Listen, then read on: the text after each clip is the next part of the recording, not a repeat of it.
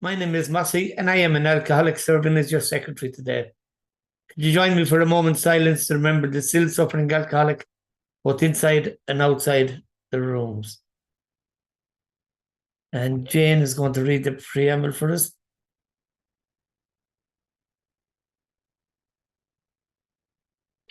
My name's Jane. I'm an alcoholic. Alcoholics Anonymous is a fellowship of men and women who share their experience, strength, and hope with each other, that they may solve their common problem and help others to recover from alcoholism. The only requirement for membership is an honest desire to stop drinking. AA has no dues or fees. It is not allied with any sect, denomination, politics, organisation, or institution.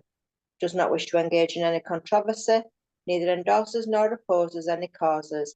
Our primary purpose is to stay sober and help other alcoholics to achieve sobriety. Thank you. Thank you, Jane. And a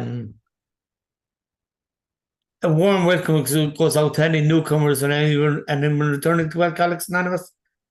At this meeting, we celebrate AA birthdays. If you're celebrating 24 hours, 1 month, 2 months, 3 months, 6 months, 9 months, 18 months, or multiple years, could you please let me know? And of course, you all know today, Kathleen is a year sober today. Well done, Kathleen.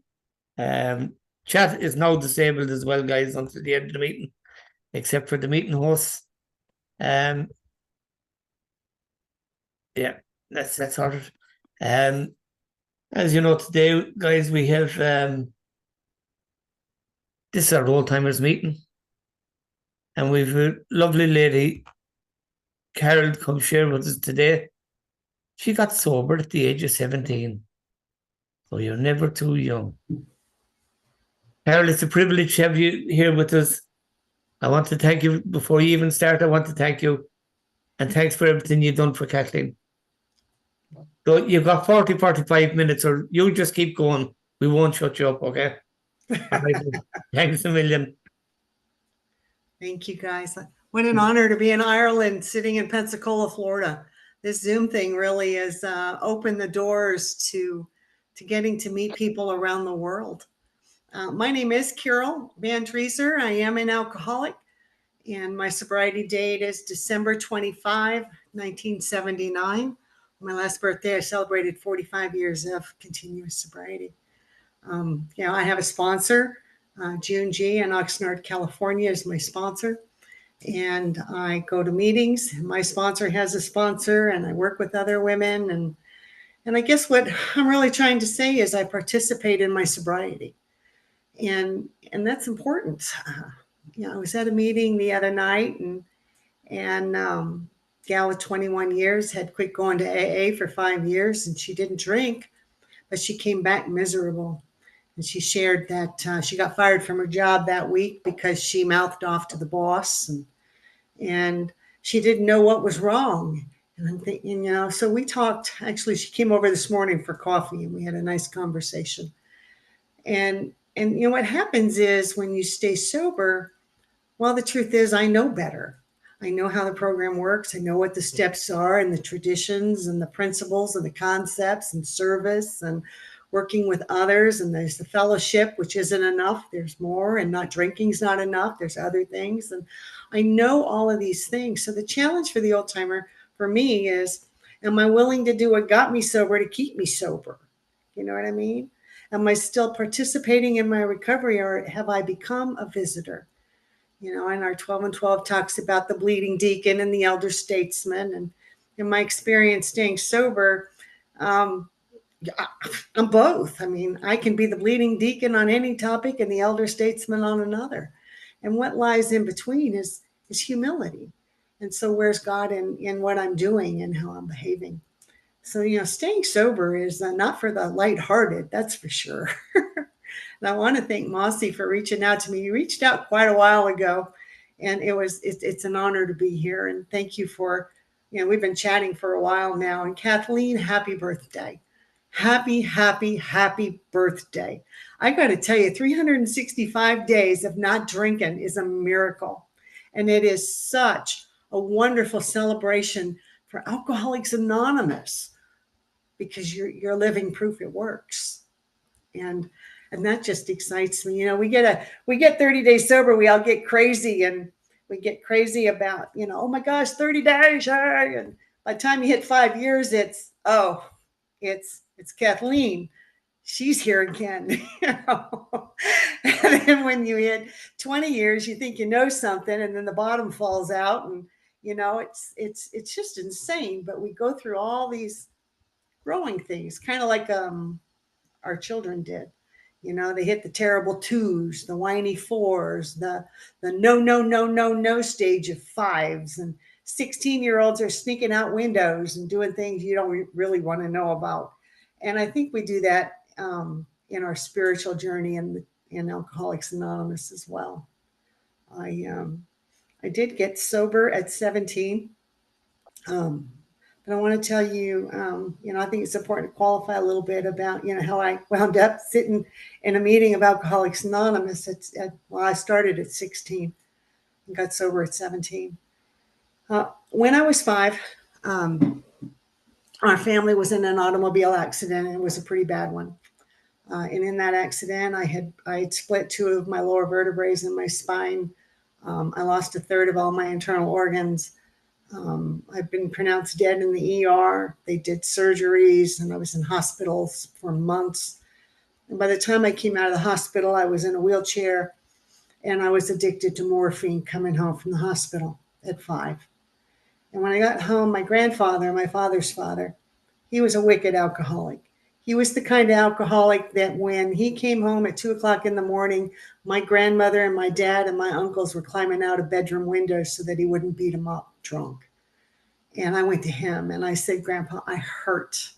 And his solution was scotch, you know, and so that was my first drink, was scotch, and it burnt going down and it burnt going up. And, you know, people say, oh, well, how do you get sober so young? And, you know, I spilt more than you drank, and you don't really know. And, you know, you're not even old enough to get in a bar. And, you know, I heard all those things. AA is not a daycare for juvenile delinquents. And, you know, all those things. And in 1979, it wasn't cool to be an alcoholic. You know, there weren't billboards, there weren't movies, there weren't celebrities saying, rah, rah, AA, you know, we can help you. It was a shameful, disgusting, morbid embarrassment. It was pitiful, and it was incomprehensible, and it was devastating. And it wasn't cool. And so when I was drinking, my grandfather, he could get me whatever I wanted and did. And that scotch burnt going down and it burnt coming up, but it did something for me that nothing else ever did in my entire life. And that's, it made the pain go away. It made the world stop. It made me feel bulletproof and invincible. It made me feel like I could do anything. And I wanted more. And I hungered for alcohol until I got sober.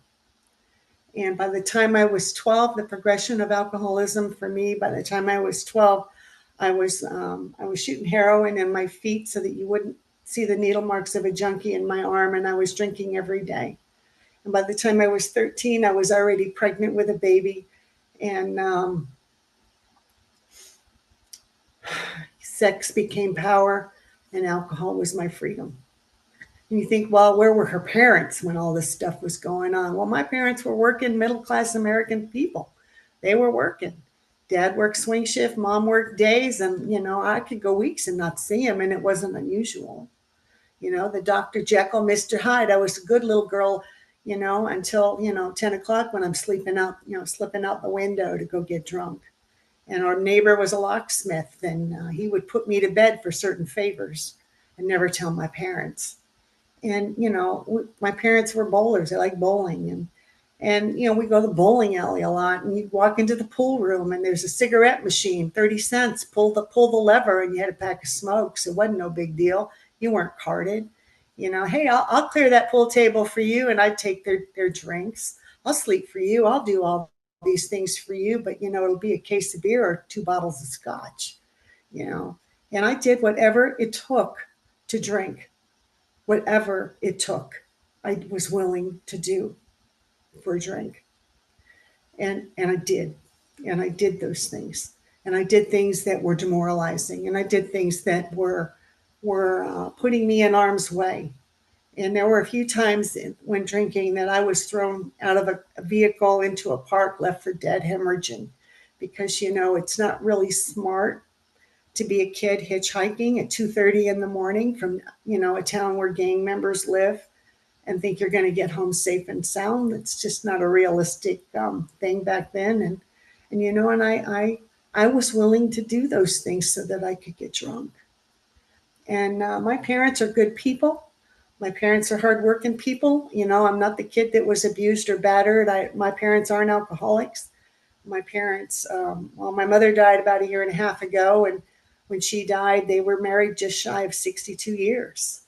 And so, you know, I can't say I had a bad childhood. I didn't. But see, I chose alcohol over my family.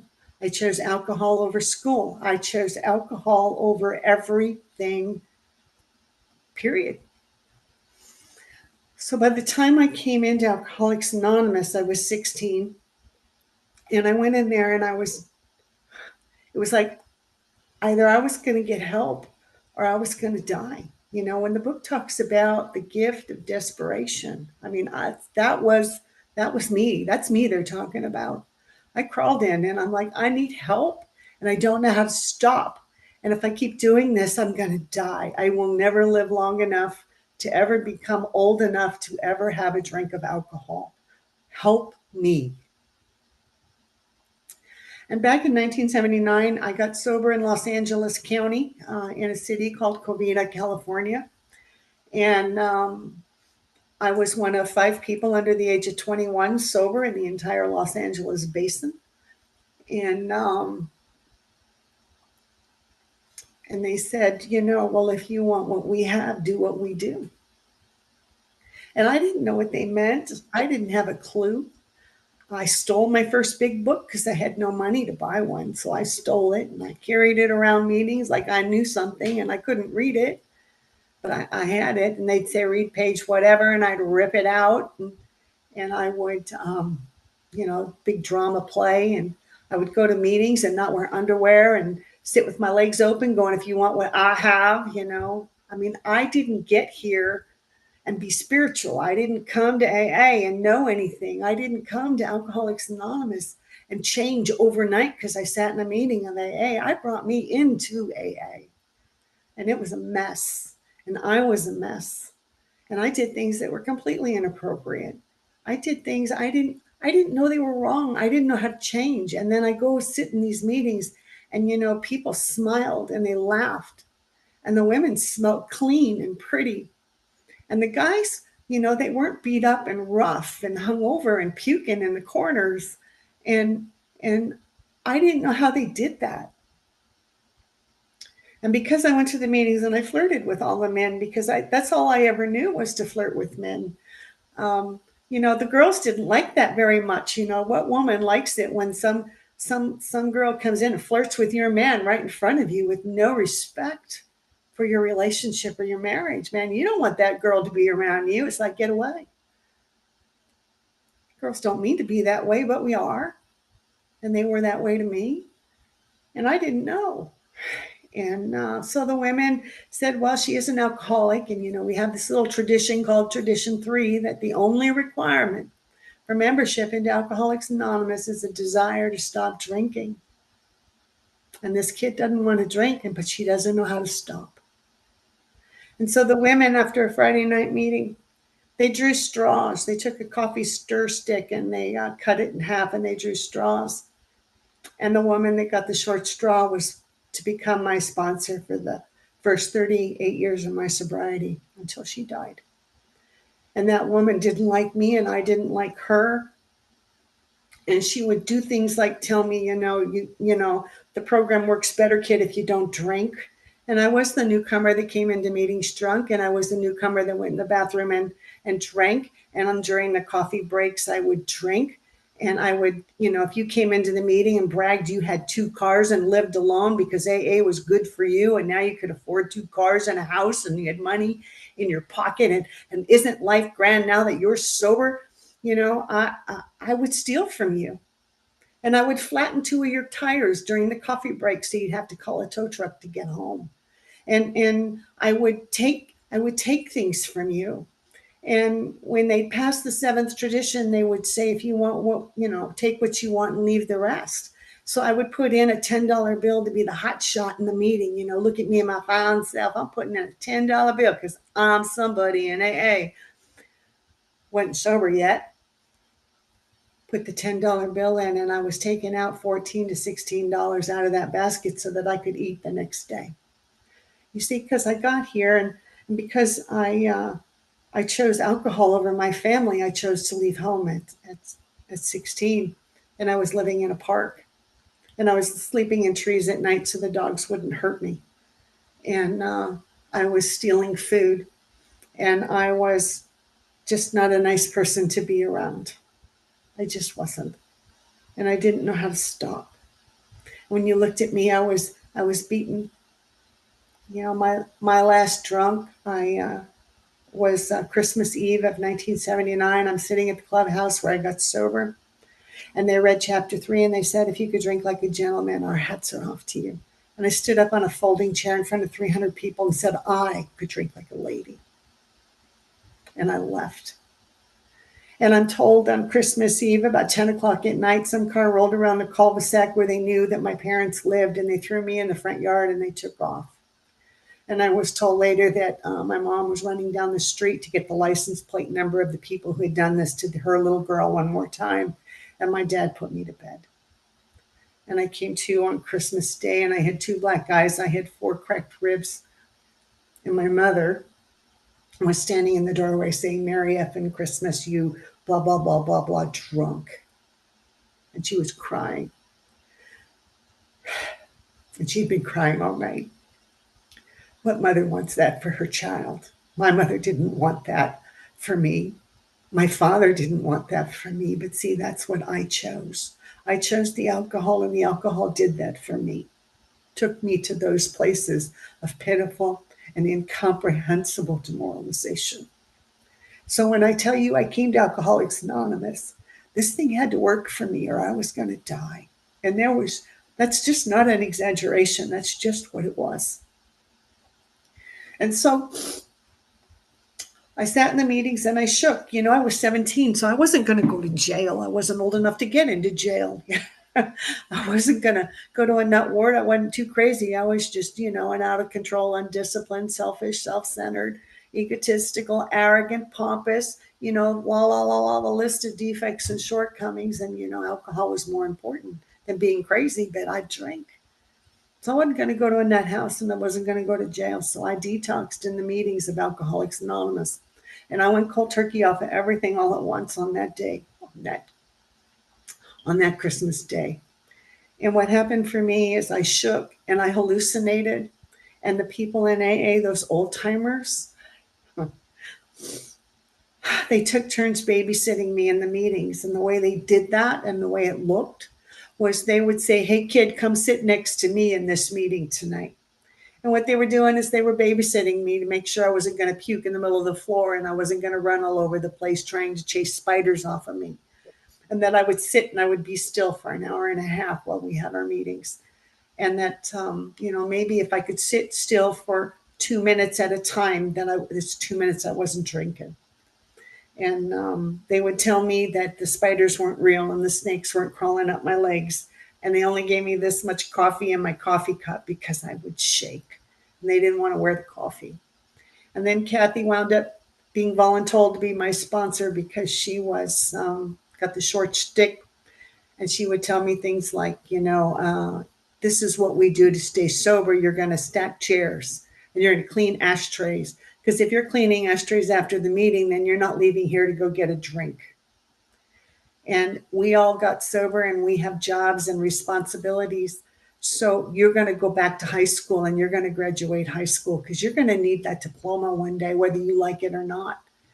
And so we did an agreement with the truant officer that he would pick me up at the park and take me to school. And then at 12:15, pick me up at school and take me to the 12:30 meeting. And then I'd stay at the meeting till the clubhouse closed. And then I would walk over to the park and go back to sleep in the tree or the band shell or wherever it was safe for the night. And what I didn't know that first year I was sober, because they didn't rent apartments and things to 17-year-olds that, were in with full withdrawals. I mean, that just wasn't what people did. But what the old timers did do is they took turns being at that park every night. And they'd be on one side of the park and my dad would be on the other side of the park. And they were making sure nobody hurt me. Now, this is perspective. You see, I'm in the park and I'm thinking nobody cared about me. And the truth was everybody cared about me. Everybody cared Carol didn't drink. Everybody cared Carol might have hope and promise for a life free from alcohol. Everybody cared I stayed sober. But see, they couldn't do it for me. I had to want this. I had to be willing to do what they told me. I had to be willing that under no circumstance, no matter what, not to pick up that first drink. And they gave me a coin, and it's a coffee pot. And on the back it says, I may drink tomorrow, but with God's help, I have enough guts to stay sober today. And this has been in my pocket for many, many years. And when it gets rough, no matter what, don't drink. And see, those people cared. And my parents cared. And my parents were afraid to talk to me because they were afraid if they said the wrong thing, I might go drink. And they just wanted me to be sober. They wanted me to graduate high school. And when it came time to graduate high school, my high school came to me and said that I couldn't go to the prom because, I was that kind of girl who did those kind of things. And I wasn't a good influence on my classmates. And therefore, I couldn't go to the prom. And so the clubhouse said, well, kid, we'll throw you a prom. You be at the clubhouse at 10 o'clock on Saturday night and we'll play all the music and we'll dance and it'll be a prom night for you. And I showed up and I wore a white Anne Klein dress. Well, the truth is I stole a white Anne Klein dress from Nordstrom's, and I stole a pair of platform shoes from a shoe store. And I went to this clubhouse all dressed up for my prom, and I danced every dance, and the guys made sure I had a soda or whatever. And I felt really special. They did that for me. Now, the truth is, 2.5 years later, I'm sitting at the clubhouse, and now I've graduated to the domino tables with the old timers, and we're smacking the ivories, talking smack. And what I didn't realize then is they were teaching me math, but back then it was just fun. And 10 o'clock came on that Saturday night, and it occurred to me that every Saturday night at 10 o'clock that I had been sober for 2.5 years, they had a dance every Saturday night, and that they had been doing that for decades before I even came to Alcoholics Anonymous. And last Saturday night, they did it last week too. That wasn't special. It was something they did all the time. But on that day and on that night, they made me feel valuable. They made me feel I was worth this. They made me feel like I was special, and not in an arrogant, pompous way, but in a way of love and kindness. And they did those things for me. I would complain to my sponsor, well, how come they have all those pretty things and they have all that stuff? And she would say, well, kid, do you want money? And I'm like, yeah, I want money. She said, well, you can have money in 14 days. All you have to do is get a job. Who knew? And then came that, how do you get a job? And how do you dress for a job? And how do you show up for a job? And how do you learn how to be an employee? I mean, I had to be taught all those things. And I would call Kathy and I would tell her the drama of the day. And she would say, kid, that has nothing to do with Alcoholics Anonymous. That's called puberty. Click. She'd hang up on me. I'd call her with another problem. And she said, well, have you written about it? No. Click. Did you pray about it? No. Click. What have you done for someone other than you today? Nothing. Click. I wasn't coddled in AA. But what it taught me was that I had to take responsibility for my behavior, my actions. I had to take responsibility for the life I wanted to live as a sober person, you know. And it didn't start until I admitted I was powerless over alcohol and that nothing in my life was manageable. Because you see, when I drink, it was all just awful. A few months before I actually quit drinking, I wound up, keep in mind, I got sober in Los Angeles. That's where I lived. I came to in Houston, Texas, with some guy calling me honey and kids wanting breakfast. And I thought those were vacations. And then I stay sober and I hear a speaker say, that's what they call a blackout. And I didn't know that that's what a blackout looked like until after I got sober. I didn't know a lot of things till after I got sober and the fog lifted, and I could start to understand that, that's not normal things. This is not what normal people do. This is not how normal people live. You see. And by coming to the meetings and cleaning ashtrays and sweeping floors and stacking chairs and washing tables and doing whatever they told me to do, somehow I found hope. And I came to believe in a power greater than myself that might restore me to sanity. Now, I didn't have a problem with God. I grew up with God, but I just thought I had broken so many rules that I was truly the only person in the entire universe that was completely and absolutely unforgivable. And that's what I believed about God. And you taught me that through your experiences that just wasn't true. And that I had to come to find a power greater than myself that was going to solve all my problems. And step 3 really is all about surrender. And I had to surrender all my ideas and all my thinking and all my attitudes and all my behaviors. I had to completely surrender that my way wasn't working. And that if I was going to live this happy, joyous, and free life I saw other people enjoying, that I had to change. And then things started to become objectionable to me. And I did an inventory with Kathy, and that's really all about self-reflection. It's about self-reflection. It's not about beating me up for the horrible things I perceived I did, and maybe I did do. It was about taking accountability for, hey, this is one bottle of water. It's not 15, and I didn't, go to the moon to get it. And, the fancied and the real part of my brain diluted with alcohol. I mean, it was insane. So that inventory was really about that self-reflection and saying, this is what I have done. This is how I've lived. These are the values and the morals. Well, they're not working, and they hurt other people, and they hurt me. And this isn't what God would have you be. And then to share that, on the 5th step, it's a form of confession, and sharing with Kathy all those things. And she said, I never drank like you, and I don't have your experience, and I don't know what it's like to be a teenage alcoholic and winding up in AA. And, she was a Budweiser representative and sold Budweiser in Milwaukee. She had the perfect dream job for an alcoholic. But she never went to Los Angeles Skid Row and tried to steal wine from wine owners. I mean, you can get killed doing that stuff.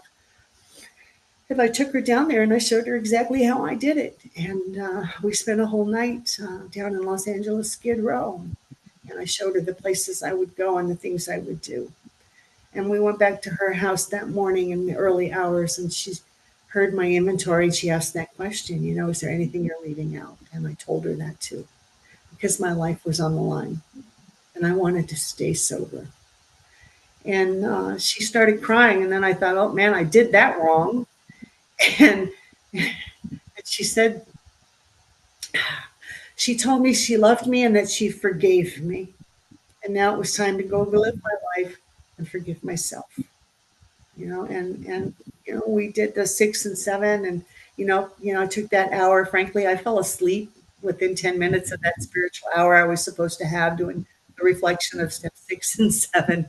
I didn't quite get those steps till a little later in my recovery, but I took the action and I acted as if I understood it. That first inventory, I didn't. But I wasn't supposed to, and those things have come to pass, and I understand it now, but not back then.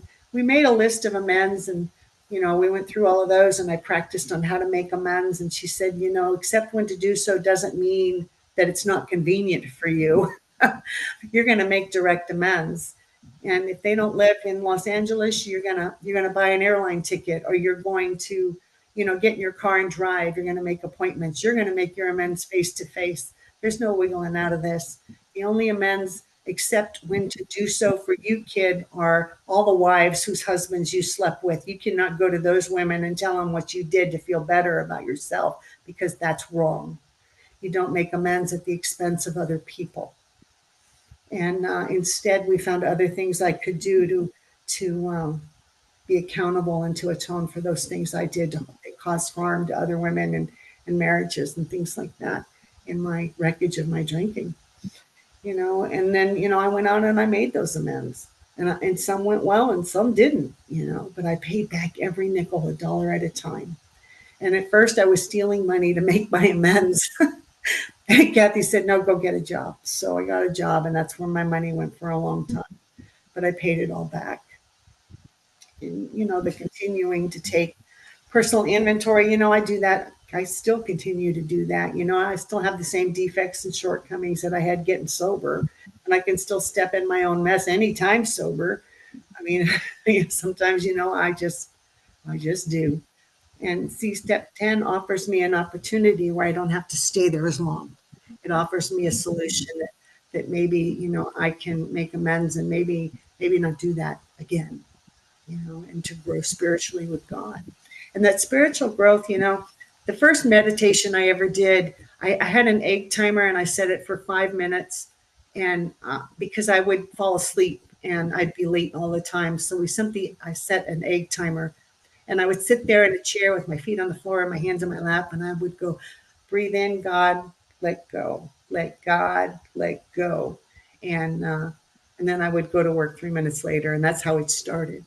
And where it's developed and where it's gone is, that today I know nothing in my life is by accident. I know today that no matter what, I can stay sober through whatever thing it's thrown at me. I have the opportunity to stay sober. And I do work with others, and working with others isn't necessarily every newcomer in AA. Sometimes it's, being a nice person at work and helping the new gal on the job acclimate. Sometimes working with others is, being kind on the freeway, instead of flipping them off and trying to cut them off on the freeway, just go, what, you can be first, and be nice to people is a form of working with others. There's a whole lot in 45 years of not drinking and staying sober and doing this deal that you can't really do in 45 minutes. And I'm at 33 minutes right now. So I want to spend a little time talking about my life today. When I was 35 years sober, my husband of 30 years, because I too found him in AA and I married him. And we were married 30 years until death did us part. He lost his fight with cancer. And I buried him, and I didn't know that I could bury a husband and stay sober. I didn't know I could do that. And I would sit in meetings for decades, and I'd hear people talk about how they buried people they loved sober, and they didn't drink. And I remember sitting in those meetings irritated and angry. Even they had the audacity to talk about grief in an AA meeting. That's an outside issue, don't you know? And that's how I would dismiss it in my brain. And now I'm sitting in a meeting and I'm grieving the loss of a 30-year marriage to a man I adored, a man who I was actually faithful to for 30 years, like in a row, no breaks, no holidays off. I was faithful. I honored him and I respected him as a man, and I tried to be a good wife. And I think I was a good wife because, see, you guys taught me how to be a good wife. And he was the opportunity for me to practice all those lessons on how to be a good wife. And then he died. And it was rough. I'm not going to lie. It was really, really, really rough. I had another old timer in a meeting, not even 12 hours after he died, say that I was not spiritually fit because I was sitting there crying with 35 years of sobriety in a meeting. And I felt devastated. And, what I realized later is that all those people that say things in meetings I don't like, that make me uncomfortable, that irritate me, that might even make me a little mad, they were preparing me and teaching me how to bury my husband and stay sober. And if I had not sat in that meeting and I had not listened and I had not done the things they taught me, I might not be sober now. And that's when I realized. And I have remarried. I remarried 5 years ago to a man who's also a widower. his wife died 30 days before my husband died, and I watched him and he was watching me, and we were like two AA people. We didn't really know each other at all. And I was like, if he can stay sober, I can stay sober. We're kind of doing that. And then, it just happened. Our paths crossed, and he started showing up at my home group, stalking me. And well, the short of it is we were married in October of 2019. And we have two daughters, and one's a college graduate, and one's in the United States Navy right now. And she's getting ready to deploy. I just got a phone call this morning that her orders have changed, and she's deploying on the 17th of this month instead of the 19th of next month. So I'm going to have to make some arrangements here to be flexible to go get my 2-year-old grandson. When my mom died, I inherited my father. And I just want to share with you what a privilege it is that I get to care for my 82-year-old dad. And his memory is going. He's the Alzheimer's is starting to kick in, and he doesn't remember things too well. But I have the privilege to be his caregiver. And I say that because here's a man I stole from, lied from, and took everything from. And now I have his bank accounts, and I'm paying his bills, and I'm making sure that he's taken care of. What a circle that is for me to have that privilege. I wouldn't know how to do that if people in AA hadn't taken care of their family members to show me how you do that and stay sober. You see, that's the message here. Is you can't tell me how to be a sober person, but what you've done for me in my life in Alcoholics Anonymous is you share with me how I can do my life and stay sober no matter what. Well, I didn't drink when mom died. Okay, well, then maybe I won't drink caring for dad. I didn't drink when my husband died. Maybe I can stay sober and go forward with a life and be happy. And our two girls, they're both 28. They graduated the same high school in the same year. And our two daughters were friends, actually. I didn't know that. He didn't know that, but that's what happened. And those girls have had an adjustment, saying goodbye to a parent and then accepting new parents. And I wish I could tell you it's all Pollyanna, but it's been rough. One of them tried to commit suicide, and the other one shut down emotionally into complete withdrawal, almost to the point it was really scary. And now both girls are, they're coming out of their shells and they're thriving. And it's not because of the parents. It's because you guys taught us how to be parents. You taught us how to do that. You teach me through your experiences that, I am not perfect. But I have an opportunity every day. That daily reprieve, it's like this. Either I'm going to get sober today or I'm going to stay sober today. What's my choice going to be? And if I want to be a clean and sober woman, then I need to act like a clean and sober woman. And what does that look like? Well, the women in AA paved that road for me. My sponsor today, June, she got sober when she was 13.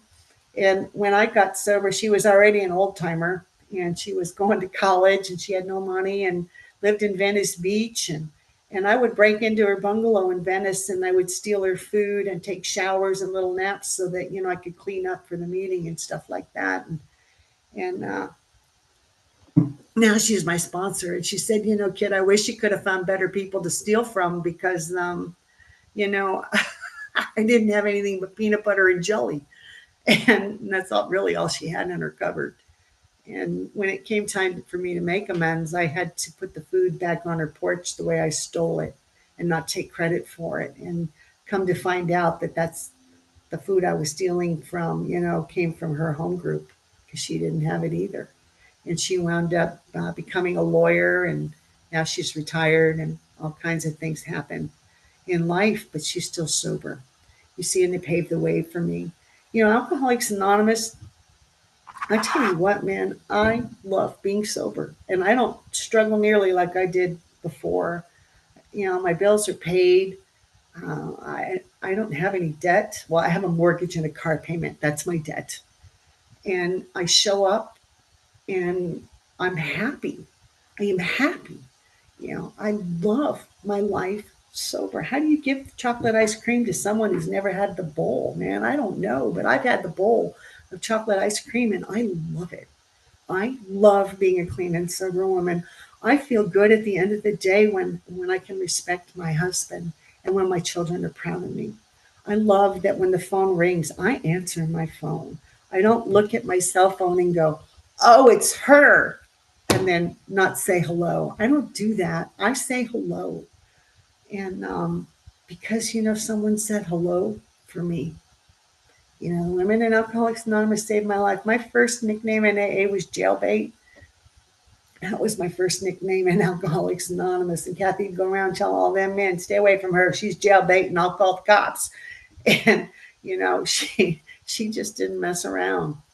And I love that woman because, see, that woman shared an innermost part of her so that I could stay sober one day.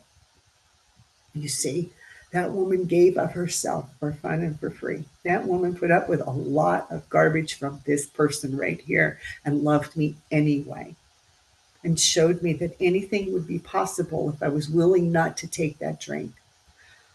My experience is I couldn't think my way into good living. I just couldn't think my way into living. I had to change my behavior. I had to change my attitude. I had to change everything about it, and then you think, okay, so now where's God? Well, God is everywhere in my life today. I believe in God. I believe it's by God's grace that I get this life. I feel I don't deserve it, but any given moment. But I can't imagine living any other way. How do you get to be 45 years sober? You don't drink for 45 years like in a row. No vacation or holidays here. You walk through your life and you just don't pick up that drink no matter what. How do you get to die sober? Well, you don't drink no matter what. How do you get to have 1 year sober like Kathleen, man? You don't drink no matter what. No matter what. You don't drink. I don't care that the kids are beating you up. I don't care they're failing school. I don't care that your daddy's mad at you. You don't drink no matter what. And then you get 2 years and 3 years. And each year's just been a spiritual journey. It's been a relationship with God. And see, all of you are the faces of what God looks like for me. Because it's your experiences that you are willing to share with me that help me to grow emotionally, spiritually, physically, every imaginable way. I don't steal from people anymore. That was epic. I pay my bills. That was another epic thing. I learned how to create bills and got into financial difficulties. I did all that sober too. But then I learned, what? You don't spend money you don't have, and then you can fix that problem. It's called discipline. It's called respect. It's called faith. It's called many names. People say, well, I don't believe in God. Well, good. You don't have to believe in God. You don't have to believe what I believe. But you got to find something that's going to solve all your problems, whatever that is. And see, alcohol was that problem solver for me for many, many years in my life until I got sober. And you've shown me a way to live where I don't need to drink anymore, and for me, just me, I'm not going to take inventory or, have discussions on this, but for me, it's clean and sober. All things. I can't do all things. My sobriety is clean and sober. And it has to be because, if I do one, I'll get thirsty. And if I get thirsty, I'll forget and do the other. And so I just have to have complete abstinence over both for me to be sober.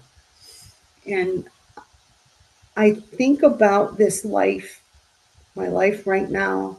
And my 2-year-old grandson a year ago was diagnosed with liver cancer. And we spent all last year going to Boston Children's Hospital and surgeries and all kinds of stuff like that. And I'm getting ready to hop on a plane probably in 8-9 days and go pick him up and bring him here. So now I have a daughter who trusts me enough to allow me to take care for her son for the next 3 to 4 months while she's on deployment with the Navy. Wow. How did that happen? Well, it's because of you guys. And you think about that, and then you think about being able to care for my dad and do all those things as well. And then I think about all the gifts. And, I'm just overpaid. This is the most expensive free gift I've ever been given in my life. And I can't imagine it any other way. I am I'm privileged and honored not with the arrogance and the entitlement, but with the genuine humility that you've given me my life. And I would have missed this. I would have missed this in a heartbeat. And I guess what I should have said at the very beginning of this talk, the most important thing about Alcoholics Anonymous, the most important thing is that Alcoholics Anonymous is absolutely free. Because if it wasn't free, I would never have been able to stay. You guys loved the unlovable. You have given to a taker, and you have taught the unteachable lessons of life, love, and hope I never would have imagined for myself. And the people that are in my life today that say they love me and they care and they're proud of me are the most valuable people in my heart, because those were the most people I hurt the most, you see. So I'm not perfect. I could step in my own doo-doo in an hour from now, but the good news is I have the opportunity of a 10th step. I can make an amends, I can be accountable, and I can go forward. And I don't have to wait 9 years to say I was wrong anymore. I can do it promptly today. And, you know, I tell my sponsees, you know, the first time we meet, I say, you know, I burp, I fart, I poop, I make mistakes, I can swear like a sailor, and I can be a church girl all in the same day. I am not perfect. I don't walk on water. But what I have is an honest and sincere desire not to drink. I have an honest and sincere desire to be useful. I have an honest and sincere desire to be better than I was yesterday. You know, I don't want to be the old timer in Alcoholics Anonymous who stops participating in my recovery. And so today I do what I did yesterday, and I do the things that got me sober. Those are the things I do today to keep me sober, and I continue to do those things. And that's why I have a sponsor today. When I try to sponsor myself, it's an epic fail every time. So I have a sponsor, and I'm accountable. And I love that no matter how long I'm sober, I still have those, that part of me is valuable.